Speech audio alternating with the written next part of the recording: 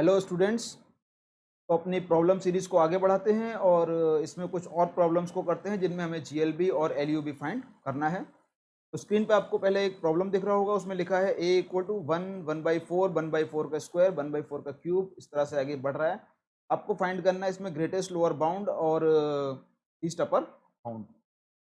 जैसा कि आपको क्लियर दिख रहा होगा, ये सीरीज डिक्रीज कर रहा है। पहले 1 है, फिर 1/4 हो गया है, फिर 1/4 का स्क्वायर हो गया है। यानी कि इस तरह से आप समझें, पहले यहाँ पे 1 था और मैं यहाँ पे इसको 0 बोल देता हूँ। तो पहले 1/4 हो गया है, तो 1/4 यानी कि इसके फोर्थ पार्ट पे आ गया 1/4। उसके बाद और 1/16 हो गया, तो 1/16 यहाँ पे आ गया। तो इसकी जो टेंडेंसी है, इसकी टेंडेंसी कहाँ पर है? 0 की तरफ पहुँचने की। यहाँ पे पहुँचने की इसकी टेंडेंसी है कि 0 को क्रॉस कभी नहीं कर पाएगा। ठीक है, तो हमें इतना तो समझ में आ रहा है कि ये जो सीक्वेंस है वो घटता जा रहा है और सबसे बड़ा मेंबर इसका कौन है? 1।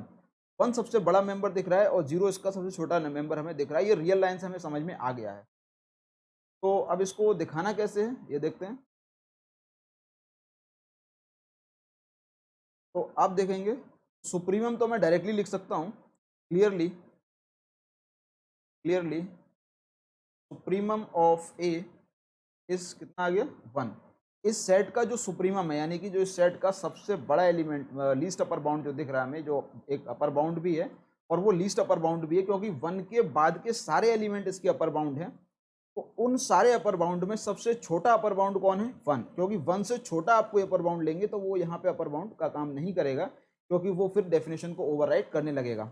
तो clearly supremum of this set is 1। Now अब इन्फीमम के लिए देखते हैं, क्योंकि ये जो घटता जा रहा है तो इसको हम इसके जर्नल फॉर्म ऐसा लिख सकते हैं, 1/4 का पावर n लिख सकते हैं। 1 2 3 4 n-1 बेसिकली लिख सकते हैं, n-1 ये अपने पास आ रहा है। तो आप क्या करिए, इसमें आप लगाइए limit, limit n tends to infinity. यानी कि हम देखना चाहते हैं कि जब n को बहुत लार्ज करेंगे तो उस केस में क्या होने वाला है। ठीक है, तो 1 का तो कोई दिक्कत नहीं है, 1 को हटाइए। तो जो पावर है वो पावर किस पे आ जाएगा? 4 पे। 4 का पावर हो जाएगा n-1, 4 का पावर n-1 हो जाएगा। तो यहाँ पर ये बनने वाला है अपने सामने limit n tends to infinity. और वापस क्या लिखना है इसे, चलो लिख दिया दोबारा। जब आप लिमिट लगाएंगे तो आप ये पाएंगे कि 4 का पावर इन्फिनिटी -1 इस तरह की चीज़ें आएंगी। तो 4 का पावर इन्फिनिटी -1 मतलब 4 का पावर इन्फिनिटी होगा। और अगर कोई नंबर 1 से बड़ा है और उसकी पावर इन्फिनिटी है तो वैल्यू आती है इन्फिनिटी, और 1/इन्फिनिटी क्या होता है? 0। तो infimum of this function, this sequence कितना आ रहा है? 0। तो आपको समझ में आ रहा है कि सबसे बड़ा एलिमेंट क्या देखा? 1, और सबसे छोटा एलिमेंट, यानी कि ये जो इसका जो टेंडेंसी है डिक्रीज होती जा रही है। और डिक्रीज कहाँ तक हो रही है? ये मतलब इसकी जो टेंडेंसी लास्ट पहुंचने की है वो है 0। इसका इन्फीमम इस सेट का क्या मिला हमें? इस सेट का इन्फीमम मिला 0 और सुप्रीमम मिला। तो है क्या चीज़ इसके अंदर कि आप इसको थोड़ा सा देख के भी, बाय ऑब्जर्वेशन भी इन चीज़ों का पता लगा सकते हैं। ये बहुत ही सिंपल सा क्वेश्चन मैंने लिया था। अब एक नेक्स्ट क्वेश्चन लेते हैं, वो भी सिंपल ही है लेकिन कॉन्सेप्ट को समझने में आसानी करेगा। मैं ले लेता हूँ 2 का पावर n, और n बिलोंग्स टू नेचुरल। जब आप इसको लिखेंगे तो n 1 से स्टार्ट करेंगे तो ये हो जाएगा 2, 2 स्क्वायर, 2 क्यूब, 2 का पावर 3, 2 का पावर 4 हो जाएगा यहाँ। इस तरह से ये चलता रहेगा। जब आप इसमें सुप्रीमम लिखने जाएंगे, आपको पता दिख रहा है, क्योंकि हर सीक्वेंस का अगला टर्म जो है पिछले से बड़ा आ रहा है। फर्स्ट 2 है, अगला 4 है, फिर अगला 8 हो गया है, फिर 16 हो गया है, मतलब ये बढ़ता जा रहा है। तो आपको पता है ये बढ़ता बढ़ता जा रहा है, कितना बढ़ेगा उसका पता लगाना है। लेकिन सबसे छोटा मेंबर हमें इसमें दिख रहा है, सबसे छोटा मेंबर कौन है? 2। इस सेट का इन्फीमम कौन हुआ? इन्फीमम तो हमें ऑब्जर्वेशन से दिख गया, इन्फीमम हुआ क्या? 2। सुप्रीमम के लिए, और सुप्रीमम सुप्रीमम के लिए आप क्या करिए, इसका जर्नल टर्म पकड़िए। तो जर्नल टर्म क्या आ रहा है? 2 का पावर n, और फिर लिमिट को लगा दीजिए, क्योंकि n आ रहा है नेचुरल नंबर से। और हम ये देखते हैं कि जब n को हम बहुत लार्ज करेंगे तब क्या होने वाला है। तो n को अगर बहुत लार्ज करते हैं तो 2 का पावर इन्फिनिटी आ जाएगा, 2 का पावर इन्फिनिटी इन्फिनिटी हो जाएगा। सुप्रीमम क्या दिखा रहा है, इन्फिनिटी आ रहा है, इसका मतलब सुप्रीमम कोई रियल नंबर नहीं आ रहा है, एक नोशन आ रहा है। तो हम बोल सकते हैं कि यहाँ पे इस सेट का सुप्रीमम एग्जिस्ट नहीं करता है, यानी कि ये जो सेट है वो इसका अपर बाउंड एग्जिस्ट ही नहीं करता है, और अपर बाउंड एग्जिस्ट नहीं कर रहा है तो इसलिए सुप्रीमम मिलना भी मुश्किल है। इन्फीमम तो है, यानी कि ये सेट बाउंडेड बिलो है लेकिन बाउंडेड अबव नहीं है। अगर वैसे पूछा जाए कि इसके बाउंडेडनेस में क्या नेचर है, तो ये बाउंडेड बिलो तो है लेकिन बाउंडेड अबव नहीं है। तो सुप्रीमम के लिए हमें क्या लिखना होगा, सुप्रीमम हो जाएगा इसका does not exist, supremum does not exist. Infimum कितना आ रहा है, इन्फीमम 2 है और सुप्रीमम एग्जिस्ट नहीं करता है। एक प्रॉब्लम और करते हैं, थर्ड नंबर का प्रॉब्लम लेते हैं। एक कोई नाम दे देता हूँ सेट को मैं, आपकी ले लेते हैं 1 प्लस माइनस 1 का पावर n अपॉन n। ये भी बहुत फेमस प्रॉब्लम है, कई बार एग्जाम में बीएससी वगैरह में पूछा जाता है कि ये बताइए कि ये सेट बाउंडेड है या नहीं है, लोअर बाउंडेड है, अपर बाउंडेड है, इसका सुप्रीमम फाइंड कीजिए, इन्फीमम फाइंड कीजिए, ये आपसे पूछा जाता है इसमें। तो कोशिश करते हैं करने की से जी। तो एक काम करते हैं, n की वैल्यू को पुट करते हैं और उसके पहले सेट को कंस्ट्रक्ट कर लेते हैं कि सेट क्या बन रहा है। तो सेट जैसे अपन 1 लगाएंगे तो 1 लगाने पे ऊपर तो हो जाएगा -1 का पावर 1 तो नेगेटिव आ जाएगा और नीचे 1, तो ये आ जाएगा पहला टर्म 1 माइनस 1, 1 माइनस 1 पहला टर्म आ रहा है। दूसरा टर्म क्या आ रहा है इसमें, 1 प्लस 1/2, क्योंकि जब हम 2 लगाएंगे तो ऊपर तो पॉजिटिव हो जाएगा -1 का स्क्वायर, नीचे हो जाएगा 2, तो ऊपर 1 और नीचे 2, 1/2 हो जाएगा। फिर आ जाएगा 1 माइनस 1/3, फिर आ जाएगा 1 माइनस 1 प्लस 1/4, 1 माइनस 1/5, 1 प्लस 1/6। इस तरह के टर्म इसमें आते जाएंगे, मैंने ज़्यादा लिखा है जानबूझ के। तो पहला हो गया 0, अगला हो गया 3/2, उससे अगला हो गया 2/3, फिर अगला आ गया अपने पास 5/4, उसके बाद आ रहा है 4/5, फिर आ रहा है अपने पास 7/6 और इसी तरह से आएगा 6/7। तो इस तरह का अपने पास एक सेट तैयार हो गया। अब इस सेट में देखिए दो तरह के एलिमेंट है, एक तो इंक्रीजिंग में चल रहे हैं और एक डिक्रीजिंग में चल रहे हैं। यानी कि अगर मैं बात करूं इसके लिए 2/3, 4/5, 3/2, 135, इनको लेते हैं, ये हैं, ये ये और ये, और उसके बाद सेकंड में इनको ले लेते हैं यहाँ से, ठीक है। तो अब इस दो से जो सेट है इसको दो पार्ट्स में ब्रेक करते हैं और उसके यूनियन के फॉर्म में इसको लिख देते हैं। तो 0 के बाद आता है 2/3, 2/3 के बाद क्या लिया है 4/5, और उसके बाद लिया है हमने 4/5 के बाद 6/7, और इसी तरह से इसमें आता रहेगा। और यूनियन दूसरे जो अपने पास एलिमेंट है वो है 3/2, 5/4, 5/4 के बाद ये आएगा 5/4, 7/6, तो ये आ गया, ठीक है।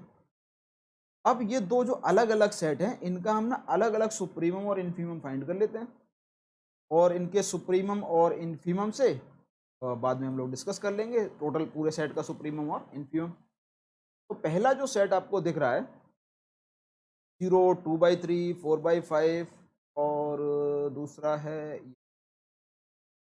तो 1 माइनस, पहले से आ रहा है 1 माइनस, तो ये हो जाएगा 2n-1, 2n-2,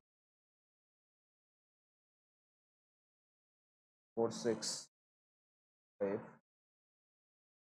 तो एक काम करते हैं 0, 2/3, 4/5 और 6/7, और इसका जर्नल टर्म लिखते हैं। तो जर्नल टर्म कितना आ जाएगा इसका 2n-2 अपॉन 2n-1 आ जाएगा जर्नल टर्म। तो n1 पुट करेंगे तो ये आ जाएगा, 2 पुट करेंगे तो 4-2, ठीक है। ये इसका जर्नल टर्म हो गया, क्योंकि जर्नल टर्म से हमें क्या है कि चीज़ें निकालने में आसानी हो जाती है। 3/2 और ये एपी है, आप एपी से पता लगा सकते हैं, ऊपर एक एपी बन रहा है, नीचे एक एपी बन रहा है, तो वहाँ से आप देख सकते हैं कि कैसे मैंने जनरल टर्म को फाइंड किया। थोड़ा सा लॉजिक लगाएंगे तो क्वेश्चन में भी दिखने लगता है। क्वेश्चन में जब इस ये 2n वाले टर्म है, 2n लगाएंगे तो ये हो जाएगा 2n प्लस 1 अपॉन 2n। क्या आ जाएगा अपने पास? 2n plus 1 upon 2n। इस तरह से सामने बन गया। डन। तो ऊपर जो चल रहा है वो एक इंक्रीजिंग सीक्वेंस है, इंक्रीज हो रहा है, और नीचे जो जो सेकंड वाला जो है वो डिक्रीजिंग सीक्वेंस है, वो डिक्रीज हो रहा है। ठीक है, तो अगर ये इंक्रीजिंग है, ठीक है, तो ये इंक्रीजिंग है और ये डिक्रीज कर रहा है। तो इंक्रीजिंग अगर है तो जब लिमिट लगाएंगे तब आपको अपर लिमिट सुप्रीमम मिलेगा। ध्यान रखिए, अगर आपके सामने सेट जो आया और सेट इंक्रीज कर रहा है तो जब आप n टेंस टू इन्फिनिटी देंगे तो आपको क्या मिलेगा? सुप्रीमम मिल जाएगा।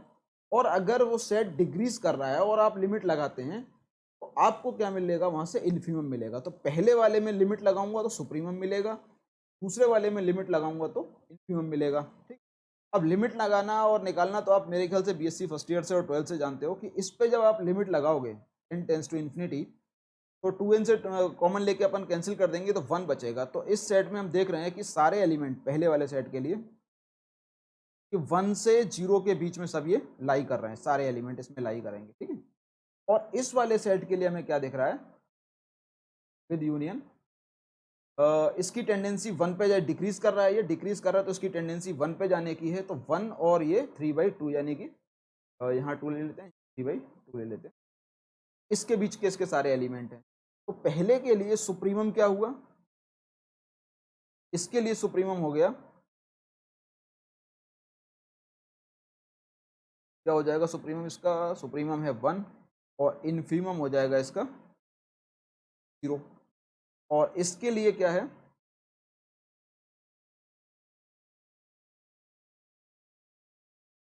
सेकंड के लिए क्या होगा? सुप्रीमम हो जाएगा अपना 3/2 और इन्फीमम हो जाएगा 1।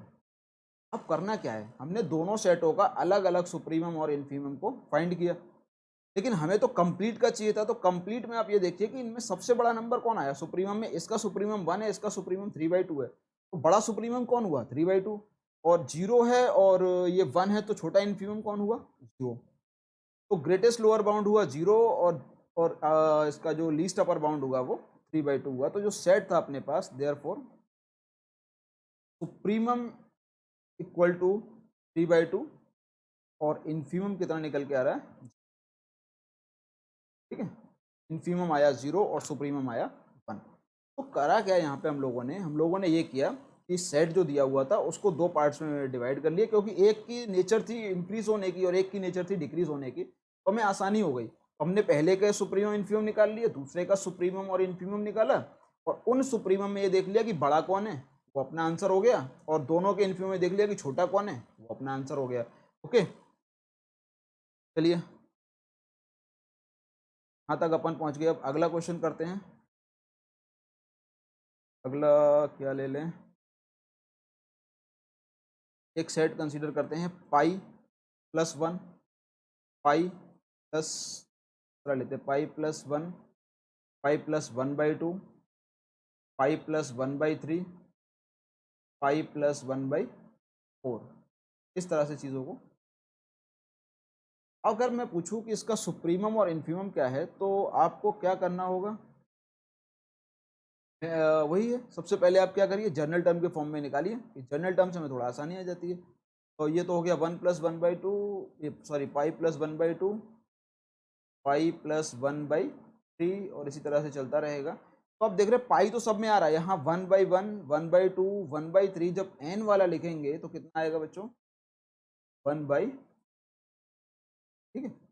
अब आप क्या देख रहे हैं? कंटिन्यूसली पाई में एक नंबर जुड़ता जा रहा है। पाई तो सब में चल रहा है, लेकिन कंटिन्यूसली पाई में एक नंबर जुड़ता जा रहा है। पहले पाई में 1 जोड़ा गया, फिर 1/2 जोड़ा गया, फिर 1/3 जोड़ा गया। तो इसका जो नेचर क्या है वो डिक्रीज होने का है, क्योंकि सबसे बड़ा मेंबर हमें कौन दिख रहा है? सबसे बड़ा हमें दिख रहा है π+1, क्योंकि पाई में 1 जोड़ना बड़ा हो जाएगा और पाई में 1/2 जोड़ोगे तो वो π+1 से हमेशा छोटा होगा। तो इसका जो नेचर है वो डिक्रीज होने का है। डिक्रीज होने का है, तो जब हम इसके nth टर्म पे लिमिट अप्लाई करेंगे तो जो मिलेगा हमें वो इन्फीमम। सुप्रीमम तो सामने दिख रहा है, सुप्रीमम है पाई प्लस वन, क्लियरली सुप्रीमम पाई प्लस वन। और इन्फीमम, इन्फीमम के लिए क्या करोगे? इन्फीमम के लिए आप लिमिट को यूज करो, limit n tends to infinity, क्योंकि ये डिक्रीजिंग है और डिक्रीजिंग पे जब लिमिट लगाते हैं तो हमें इन्फीमम ही मिलेगा। जब लिमिट आप लगाओगे यहाँ पे आ जाएगा pi plus one by infinity, one by infinity मतलब one by zero, sorry one by infinity मतलब जीरो, तो pi plus zero equal to pi आ जाएगा, पाई प्लस जीरो और पाई प्लस जीरो पाई आ जाएगा पाई। तो इस सेट का हमें सुप्रीमम क्या मिलता है? सुप्रीमम हमें मिलता है पाई प्लस वन, और इन्फीमम क्या मिलता है हमें? पाई पाई मिलता है। तो ये सुप्रीमम है और ये, उम्मीद कर रहा हूँ कि अब सुप्रीमम और इन्फीमम, अच्छा सेट बाउंडेड हुआ या नहीं? सेट बाउंडेड है, क्यों? क्योंकि सुप्रीमम भी मिल रहा है और इन्फीमम भी मिल रहा है। अपर बाउंड कौन है इसका? Least upper bound, least upper bound पाई प्लस वन है, और ग्रेटेस्ट लोअर बाउंड कौन है? पाई है। तो सेट की बाउंडेडनेस का भी पता चल रहा है और उसके सुप्रीमम और इन्फीमम की भी कहानी हमारे सामने आ रही है।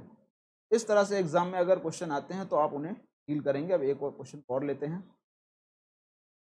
अगला क्वेश्चन है अपना, ले लें, ये ले लेते हैं, ए बी सी डी भी नाम देते हैं, ई नाम देते हैं।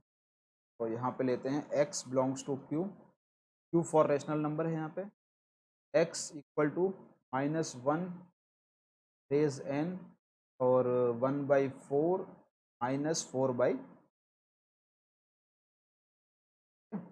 And n and n belongs to natural number. Find GLB and, तो GLB और LUB इस सेट का हमें फाइंड करना है। सेट के आपको दिख रहा है, जब भी देखिए माइनस वन का पावर n वगैरह आता है तो दिमाग में दो चीज़ें आनी चाहिए, एक बार इवन आना चाहिए और एक बार ऑड आना चाहिए। तो इवन और ऑड करके करेंगे तो बहुत ही ईजिली चीज़ें हो जाती हैं। तो इसको ब्रेक करते हैं। सेट है अपने पास माइनस वन रेज n और one by four minus four by n, ये सेट है। अब आप क्या करिए, इसको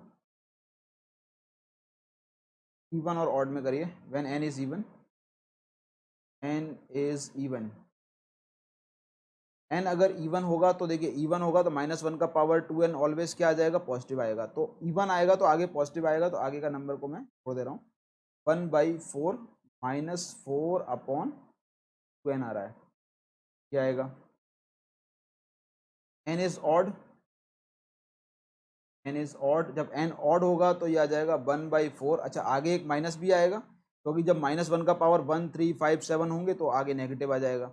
one by four minus four by, odd का जो पैटर्न होता है वो होता है टू एन माइनस वन, अगर वन से स्टार्ट हो रहा है तो, और इवन का पैटर्न होता है टू एन, और ऑड का होता है टू एन माइनस। इस तरह से हमारे सामने ये बन के, तो नाम दे देते हैं अलग अलग। तो नाम में दे देता हूँ A1 पहले वाले को, वही दोनों का करते हैं कि पहले वाले का सुप्रीमम और इन्फीमम फाइंड करिए, इसका सुप्रीमम और इन्फीमम फाइंड करिए, फिर दोनों को देख लेंगे। तो एक इसको लेते हैं हम लोग वन बाई फोर और फोर अपॉन टू एन, इस सेट को नाम दे दिया हमने से A1, को हमने A1 बोल दिया। और दूसरा जो है, के नेगेटिव को अंदर मर्ज करा देते हैं और इसको पहले लिख देते हैं four upon two n minus one by four, और इसको नाम देते हैं A2। अब A1 और A2 के लिए काम कर लेते हैं। और A1 A1 के लिए क्या होगा? जब आप वन पुट करेंगे, वन बाई फोर माइनस, अच्छा टू से टू तो कैंसिल हो जाएगा, ऊपर हो जाएगा two by n, two by n में आप लगाएंगे जब एन, तो ये हो जाएगा टू अपॉन वन, की वैल्यू वन लगाएंगे तब। और दूसरा करते हैं इससे जब, तो one by four minus two by 2, फिर आ जाएगा 1/4 माइनस बाई 3। इस तरह से पैटर्न इसमें। इसको सॉल्व करते हैं तो कितना आ जाएगा ये, -7/4, ये आ जाएगा अपने पास -3/4, और ये 3 -3/4, और ये हो जाएगा 12, तो 3, और ये 8, 3 8 यानी कि 5/12 इस तरह से आ रहा है। ओके, तो इसमें हम लोगों ने कर दिया था माइनस एक A1 को ले लिया है और A1 में ये आ चुका था, तो 1/4। अब आप देख रहे हो कि यहाँ पे चीज़ें बढ़ती हुई जा रही हैं। 7/4 से एक अगला जो टर्म है वो 3/4 बड़ा है, 3/4 से -5/12 बड़ा नंबर है। इस तरह से यानी कि ये जो सीक्वेंस लिखी हुई है ये एक इंक्रीज करने वाली है। ये जो सेट है इसके एलिमेंट्स जो है इंक्रीज करते जा रहे हैं। तो मैंने बताया था कि इंक्रीज अगर करेगा तो लिमिट लगाने पे सुप्रीमम मिलता है, और डिक्रीज करेगा तो लिमिट लगाने पे इन्फीमम मिलता है। तो यहाँ पे क्या हो रहा है, इंक्रीज कर रहा है, ठीक है, इंक्रीजिंग है। तो इंक्रीजिंग है तो सबसे छोटा एलिमेंट तो यही हुआ, पहला वाला। तो इन्फीमम क्या हो गया, इन्फीमम हो गया -7/4। और फॉर सुप्रीमम, सुप्रीमम अपने सामने आ रहा है, लिमिट लगा दीजिए एन टर्म पे बस। तो लिमिट लगाएंगे 1/4 और 2/n, लिमिट लगाएंगे। देखिए ये टर्म कितना हो जाएगा, दिस टर्म विल बी 0, तो आंसर कितना आएगा 1/4। 0 क्यों होगा अभी पता है, 2/∞, 2/∞ 0 होता है, आंसर आ रहा है 1/4, यानी कि सुप्रीमम हो गया 1/4 और इन्फीमम हो गया -7/4। तो ये तो हमने A1 के लिए काम कर लिया। अब A2 को देखते हैं, तो A2 में लिखा हुआ है 4/2n-1 और A2 में लिखा हुआ है 4/4 अपॉन 2n-1 -1/4, ये लिखा हुआ है A2 में। तो इसको अपन एक्सटेंड कर देते हैं, मतलब n की वैल्यू को पुट करते हैं। n की वैल्यू को जब पुट करेंगे आप इसमें, तो A2 करके आ जाएगा इस तरह से। अब n 1 लगाएंगे तो 1 लगाने पे हो जाएगा 4/2 - 1, यानी कि 1, और ये -4 16, ये 15/4 आ जाएगा, 15/4, ठीक है। और अगला जब लगाएंगे इसमें n की वैल्यू 2 लगाएंगे, तो 2 लगाने पे 4 हो जाएगा, 4 लग के ये 4 - 1 3 हो जाएगा, यानी कि पहला टर्म आ जाएगा 4/3 -1/4, तो ये हो जाएगा 16-3/12, यानी कि -3 = 13/12, ये टर्म आ रहा है इसमें, ठीक है। 13/12 ये टर्म आ रहा है। इसी तरह से आप और वैल्यू को लगा के देख सकते हैं। तो यहाँ से मैं इसे हटा दे रहा हूँ।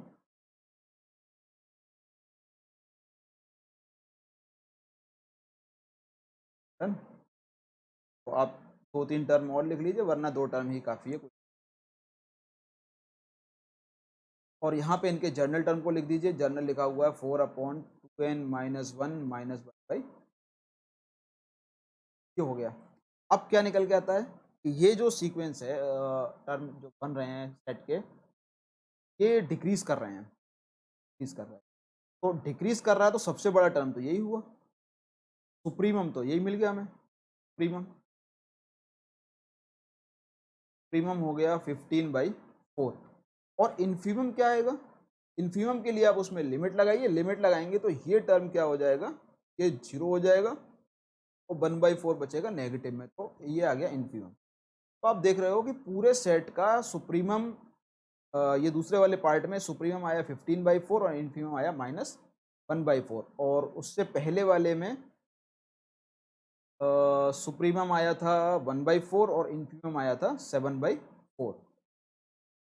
तो इन्फीमम क्या हुआ फिर, सुप्रीमम तो हो गया 15/4, क्योंकि सबसे बड़ा इन दोनों का मिला करके अगर देखें तो सुप्रीमम आ रहा है अपने पास 15/4 और इन्फीमम आ रहा है -7/4, ठीक है। देयरफॉर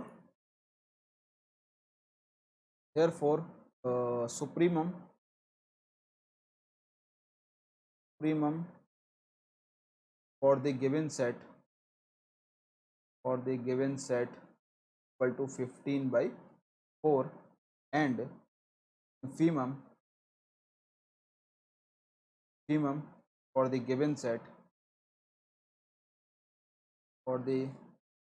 is कितना आ रहा है -7/4। तो ये सेट के सुप्रीमम और इन्फीमम दोनों फाइंड हो गए। इसका मतलब ये सेट कैसा हुआ, बाउंडेड सेट है, क्योंकि इसमें दोनों मिल रहे हैं। तो इस तरह से आपको क्वेश्चन को और टैकल करना है। और अब शायद काफ़ी हो चुके हैं सुप्रीमम और इन्फीमम पे, हर तरह के क्वेश्चन को हम लोगों ने कर लिया है। खासकर ग्रेजुएशन लेवल पे इतने ही इसी टाइप के क्वेश्चन पूछे जाते हैं, लेकिन कॉम्पिटिशन लेवल की बात नहीं कर रहा हूँ मैं यहाँ पे। SIR वगैरह में क्वेश्चन इससे भी टफ होते हैं थोड़ा सा। तो आप पहले अपना बेस बनाइए, बाकी चीज़ें बाद में देखी जाएंगी, ठीक है। और नेक्स्ट टॉपिक जो होगा अपना कंप्लीटनेस के ऊपर होगा। ऑर्डर एग्जाम्स होंगे, उसमें फील्ड एग्जाम होगा, ऑर्डर एग्जाम होगा, कंप्लीट ऑर्डर फील्ड होगा, कंप्लीटनेस ऑफ आर पढ़ेंगे, ठीक है। तो तब तक के लिए आज्ञा चाहते हैं। Thanks for watching.